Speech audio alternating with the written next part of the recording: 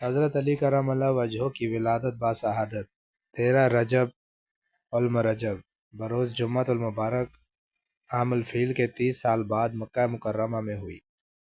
آپ کی والدہ حضرت فاطمہ بنت اسد فرماتی ہیں کہ جب میرا بچہ پیدا ہوا تو نبی کریم صلی اللہ علیہ وسلم نے اس کا نام علی رکھا اور اس کے منہ میں اپنا لاب دہن ڈالا اور اپنی زبان مبارک اس مولود کے چوسنے کے لیے اس کے منہ میں ڈالی، جس سے یہ بچہ چوستا رہا یہاں تک کہ سو گیا۔ آپ کی کنیت ابو الحسن اور ابو تراب ہے۔ حضرت علی رضی اللہ تعالیٰ عنہ کو یہ کنیت بہت پسند تھی کیونکہ آپ کو یہ کنیت بارگاہ مصطفیٰ سے عطا ہوئی تھی۔ مسلم شریف میں ہے کہ نبی کریم صلی اللہ علیہ وسلم اپنی بیٹی حضرت سیدہ فاطمہ کے گھر تشریف لے گئے تو گھر میں حضرت علی رضی اللہ تعالیٰ عنہ کو نہ پایا، تو حضور صلی اللہ علیہ وسلم سیدہ فاطمہ سے حضرت علی رضی اللہ تعالیٰ عنہ کے بارے میں دریافت فرمایا تو آپ نے عرض کیا کہ میرے اور ان کے درمیان کچھ باتیں ہوئی ہیں اور وہ ناراض ہو کر چلے گئے ہیں اور یہاں نہیں سوئے۔ نبی کریم صلی اللہ علیہ وسلم نے ایک شخص سے فرمایا کہ دیکھو علی رضی اللہ تعالیٰ عنہ کہاں ہے؟ وہ آیا اور عرض کیا کہ یا رسول اللہ صلی اللہ علیہ وسلم، حضرت علی رضی اللہ تعالیٰ عنہ وہ مسجد میں سوئے ہوئے ہیں۔ نبی کریم صلی اللہ علیہ وسلم حضرت علی رضی اللہ تعالیٰ عنہ کے پاس تشریف لے گئے۔ وہ لیٹے ہوئے تھے اور چادر مبارک ان کے پہلو سے ہٹی ہوئی تھی اور ان کے بدن پر مٹی لگی ہوئی تھی۔ نبی کریم صلی اللہ علیہ وسلم وہ مٹی صاف کر رہے تھے اور فرما رہے تھے، اٹھو ابو تراب، اٹھو ابو تراب۔ حضرت حسن بن زید بن حسن رضی اللہ تعالیٰ عنہ نے فرمایا کہ حضرت علی رضی اللہ تعالیٰ عنہ نے کبھی بھی بتوں کی پوجا نہیں کی اور اسی وجہ سے آپ کو کرم اللہ وجہ الکریم یعنی اللہ کریم اور ان کے چہرے کو عزت دے کہا جاتا ہے۔ نبی کریم صلی اللہ علیہ وسلم کے محترم چچا جناب ابو طالب کثیر العیال تھے اور آپ دوسرے بھائیوں کی طرح خوشحال نہ تھے۔ مکہ میں قحط پڑا تو ان کی مالی حالت اور کمزور ہو گئی۔ رحمت اللہ عالم صلی اللہ علیہ وسلم سے آپ کی یہ تکلیف دیکھی نہ جا سکی اور نبی کریم صلی اللہ علیہ وسلم نے اپنے چچا حضرت عباس رضی اللہ تعالیٰ عنہ کے پاس گئے اور انہیں اس بات کی ترغیب دی کہ ہمیں مل کر جناب ابو طالب کا بوجھ بانٹ لینا چاہیے۔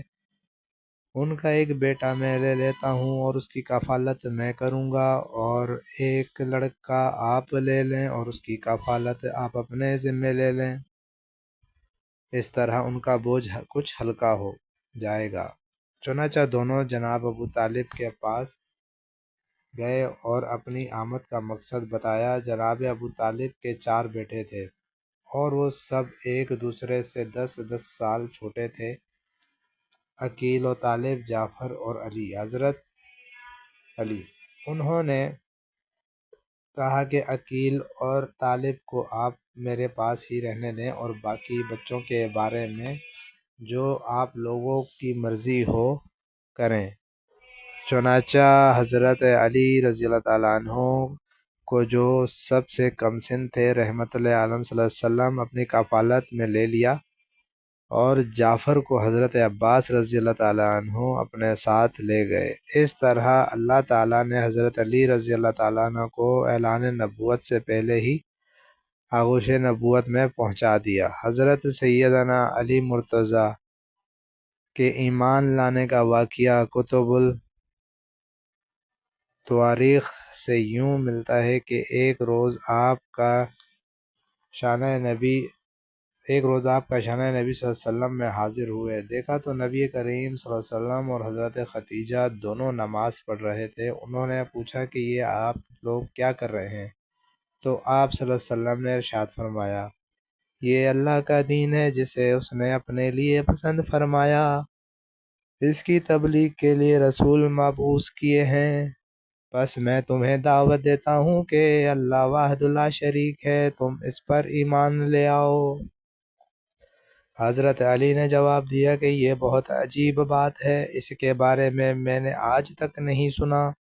جب تک میں اپنے والد سے مشورہ نہ کر لوں میرے لیے کوئی فیصلہ کرنا ممکن نہیں۔ حضور اکرم صلی اللہ علیہ وسلم نے ارشاد فرمایا، اے علی، اگر تم اسلام نہیں لانا چاہتے تو کم از کم اس راز کو افشا نہ کرنا۔ اس رات یوں ہی گزر گئی۔ پھر اللہ تعالیٰ نے ان کے دل کو نور ایمان سے روشن کر دیا، اور وہ صبح سویرے حضور صلی اللہ علیہ وسلم کی خدمت اقدس میں حاضر ہوئے اور حضور صلی اللہ علیہ وسلم کے دست مبارک پر اسلام قبول کیا۔ سوموار کا دن تھا جب حضرت علی رضی اللہ تعالیٰ عنہ نے حضور صلی اللہ علیہ وسلم کو مع المومنین کی نماز پڑھتے دیکھا۔ منگل کے روز آپ مشرف با اسلام ہوئے۔ اس وقت آپ کی عمر 8 سال تھی۔ ایک روایت کے مطابق عمر 10 سال بیان کی گئی ہے۔ اگرچہ آپ بالغ نہیں ہوئے تھے لیکن سن تمیز کو پہنچ چکے تھے۔ ابتدا میں آپ نے اپنا ایمان اپنے والد کے خوف سے پوشیدہ رکھا، آخر یہ راز فاش ہو گیا۔ انہوں نے اپنے زندہ کو امام الانبیاء صلی اللہ علیہ وسلم کے ساتھ نماز پڑھتے ہوئے دیکھ لیا، یعنی اپنے فرزند کو نماز پڑھتے ہوئے دیکھ لیا۔ پوچھا، اے بیٹے، یہ کیسا دین ہے جو تو نے اختیار کیا ہے؟ آپ نے جواب دیا، اے میرے باپ، میں اللہ پر اور اس کے رسول صلی اللہ علیہ وسلم پر ایمان لے آیا ہوں، اور جو دین لے کر یہ آئے ہیں اس کی میں نے تصدیق کی ہے، اور آپ صلی اللہ علیہ وسلم کی میں اللہ کی نماز پڑھی ہے اور آپ صلی اللہ علیہ وسلم کی پیروی کی ہے۔ جناب ابو طالب نے فرمایا، اے علی، انہوں نے تمہیں خیر کی طرف بلایا ہے، ان کا دامن مضبوطی سے پکڑے رہنا۔ آپ کو اسد اللہ الغالب، سید العرب، حیدر کردار، خلیفۃ الرسول، امیر المومنین کے عظیم لقب سے یاد کیا جاتا ہے۔ رسول کریم صلی اللہ علیہ وسلم جب زیر خم میں تشریف فرما تھے، لوگوں کو آواز دی اور وہ سب اکٹھے ہو گئے۔ پھر حضرت علی رضی اللہ تعالیٰ عنہ کا ہاتھ پکڑ کر فرمایا، جس کا میں مولا ہوں، علی بھی اس کا مولا ہے۔ یہ کلام بہت مشہور ہوا اور دور دور تک پہنچ گیا۔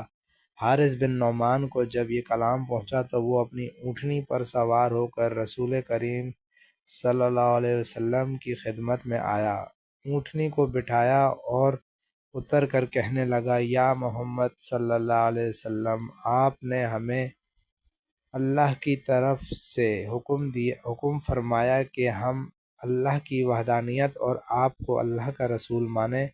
ہم نے یہ قبول کیا۔ آپ نے ہمیں یہ حکم دیا کہ 5 نمازیں پڑھیں، زکوٰۃ ادا کریں اور رمضان کے روزے رکھیں۔ ہم نے یہ بھی قبول کیا۔ آپ نے ہمیں یہ حکم دیا کہ ہم بیت اللہ کا حج کریں۔ ہم نے یہ بھی قبول کیا۔ پھر آپ اس پر راضی نہ ہوئے حتیٰ کہ آپ نے اپنے چچا زاد بھائی کے بازو اٹھائے اور اس کو ہم پر فضیلت دیتے ہوئے فرمایا کہ جس کا میں مولا ہوں، علی بھی اس کا مولا ہے۔ آپ نے یہ اپنی طرف سے فرمایا ہے یا یہ بھی اللہ کی طرف سے حکم ہے؟ نبی کریم صلی اللہ علیہ وسلم نے ارشاد فرمایا، قسم ہے اس ذات کی جس کے سوا کوئی معبود نہیں، یہ اللہ ہی کی طرف سے ہے۔ یہ سن کر حارث بن نعمان واپس اپنی سواری کی طرف آیا اور کہنے لگا،